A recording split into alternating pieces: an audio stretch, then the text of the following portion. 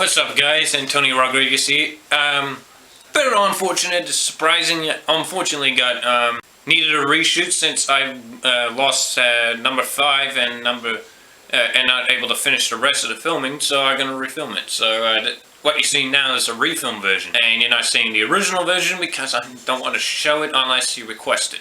Alright, let's get started with number 5 being Mike and Dave need wedding dates. Can you wear this horse? What? It's those girls. The girls aren't the problem. You are. I am so stressed out! Could you help her let loose? I call this the bent penguin. Angry donkey. The souls meet where the holes meet. Mike and Dave need wedding dates. It's got shat on by critics and not liked by viewing goers, but I like it. I gave it a 2.5 out of 4 in comedy scale. It was a very above average, but I like it, and I still gave me a good impression, and even to buy the Blu-ray, which is actually on my collection now, along with Deepwater Horizon, which I just bought yesterday. It has a great, unique sense of humor. I'm that type of guy for raunchy comedies. After watching Zac Efron in Bad Neighbors films, I thought I'd give it a shot and Mike and Dave to see how he does without the help of Seth Rogen. And surprisingly, it turned out to be very magnificently done well. I'm extremely happy that he's able to do something outside of Seth Rogen just to be good in comedy. Maybe glad I didn't see Dirty Grandpa. I probably would have not put this on the film on the list. And everyone was great in it. Like the main four was great in it. Supporting characters, they're above average for a comedy because and there are problems with this film. Some jokes don't land, especially that scene, which is a pussy grabbing scene. If you know what I mean, it's a towel, and they're in this one area, and I think Zac Efron or Anna Devine were in that scene. It's either one of them, but it's very awkward to watch, and it's not even funny once. There was a couple of times it dragged. It would have been a 4 out of 4 comedy if those problems didn't pop up, especially the drag, because it dragged way too much. Other than that, it's a very good time if you like raunchy comedies like me, and giving it a shot. I was definitely surprised because of the critical reception. Let's head to number 4. Dangerous. Why would your clients follow you? You're an accountant. We have to go to the police. Police can't protect you.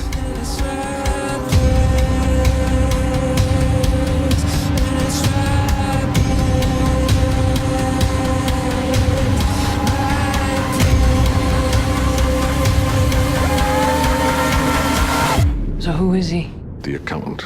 Like a CPA accountant? Not quite.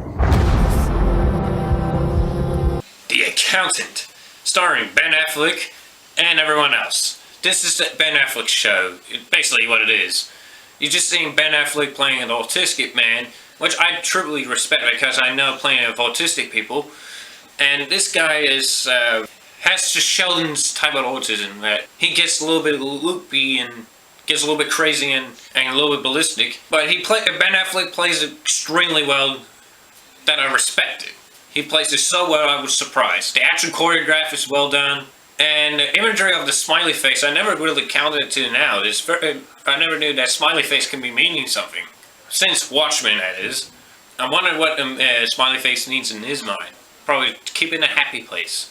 Everyone else is very good in it, including J.K. Simmons for the amount of time he has, and Anna Kendrick being the girlfriend. Probably the weakest I've seen of Anna Kendrick out of the films I've seen her in. But she's still pretty good in it as the love interest. Where it lies is the most surprising character in the film being Jon Bernthal. Fucking hell, this guy's a badass. And I should remember that from Daredevil Season 2. He's so good in Daredevil Season 2. And I imagine he's good also in The Walking Dead. Now, I should not be surprised. But he surprised me. Climax ended is not really that good. I definitely give it a con for that. And several scenes don't add up. And there's plenty of monologues from J.K. Simmons that keep on looping. Like, once I bought a burger, and this one man came in as the burger was getting bought. Like, he keeps on looping in.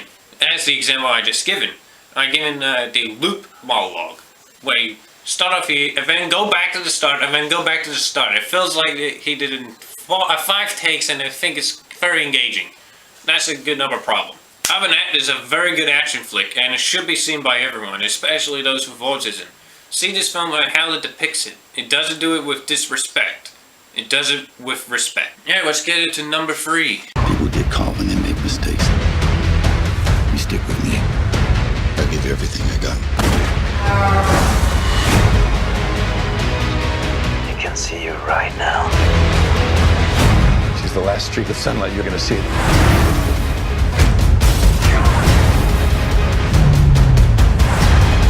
Whatever you're gonna do with Lydia? First, you need to deal with me.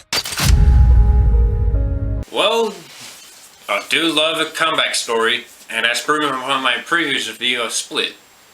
Mel Gibson is back!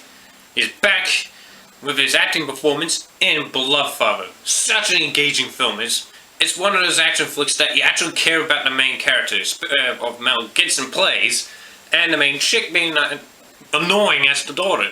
It was a right father and daughter relationship that reminds me of The Last of Us at times. And probably one of the closest we ever get to The Last of Us movie, which we desperately need, just for cost consideration. And I remember hearing this from the Children Film Podcast. It was a recent one by the date of this video as being filmed. They mentioned Jacob mentioned that Mel Gibson, or was it Jaron that mentioned if Mel Gibson was younger, he would have played Joel.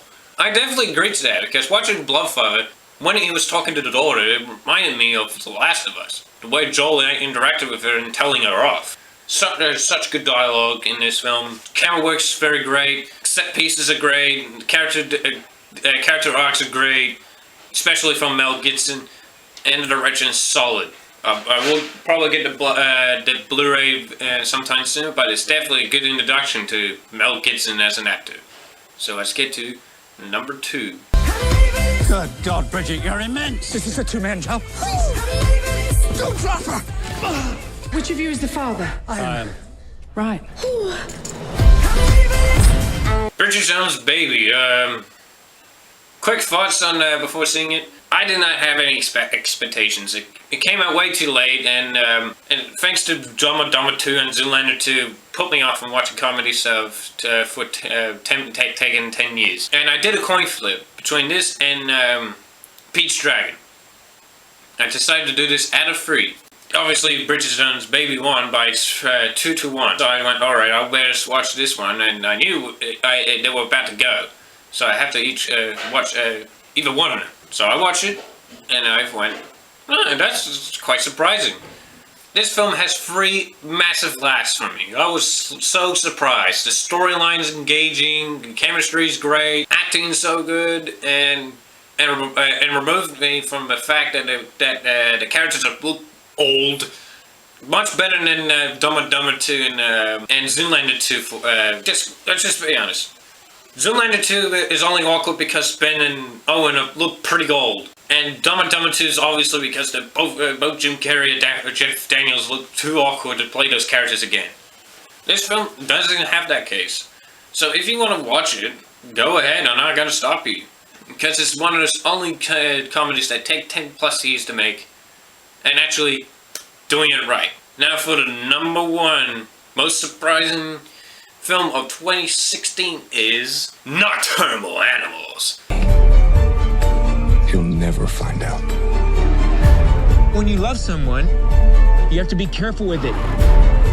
You might never get it again.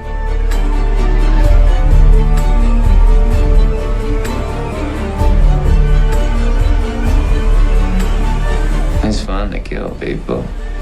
We should try it sometime.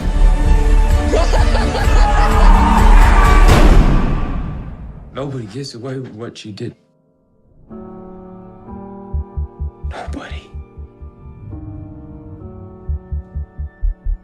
Well, I saw this before Arrival, and I saw this because I had a work experience day off, which I was a little bit awkward, so I went, alright, I better watch Nocturnal Animals. Went into it because I liked Jake Gyllenhaal really much. I love him as an actor, he's a bloody good one, and he should have been nominated for this film, which I will get to in a moment. And and I don't mind watching an Amy Adams flick. And I thought she was the lead of it because the way the poster showed it, she definitely looked like the lead of the film. So when I watched it, I felt a little bit misled, which can be bad. And I gotta get this off my chest. The first 3 minutes being the opening credits, that's one of the most awkward imagery I ever watched. I was about to throw up. That was very odd, very awful.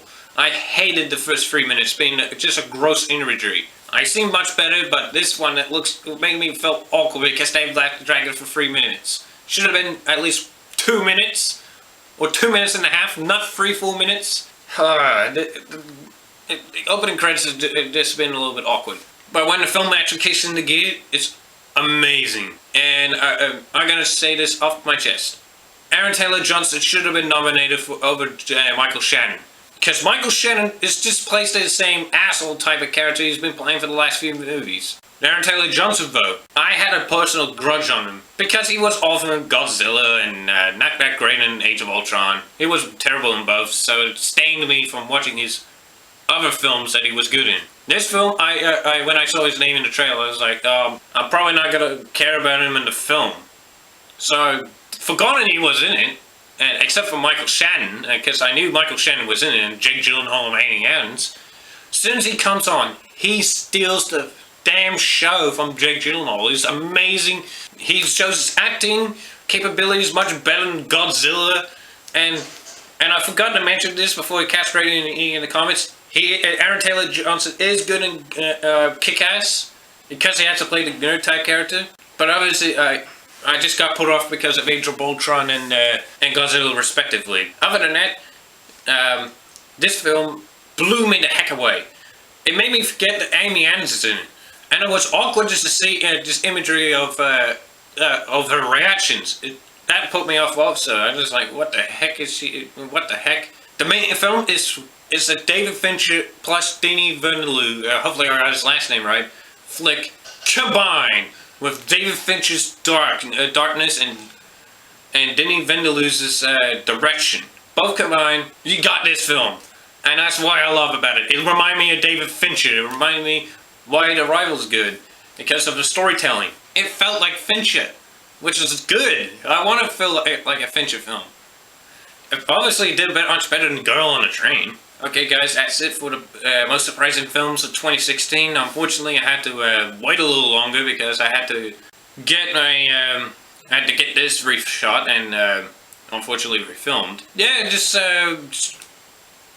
comment below on your opinion on these films. And don't castrate me for putting Mike and Dave on here. I really like that film. And I even own a copy of a Blu-ray version of Mike and Dave, just to prove it. I don't have to right now, but I will definitely do it in like another movie nights. But yeah, and this video is also uploaded at the exact same time as Disappointing. So links down below for Disappointing, and have a lovely day, Anna Kendrick. Have a lovely day, Anna Kendrick. Have a lovely day, Anna Kendrick. Fucking hell. Have a lovely day, everyone. Bye-bye.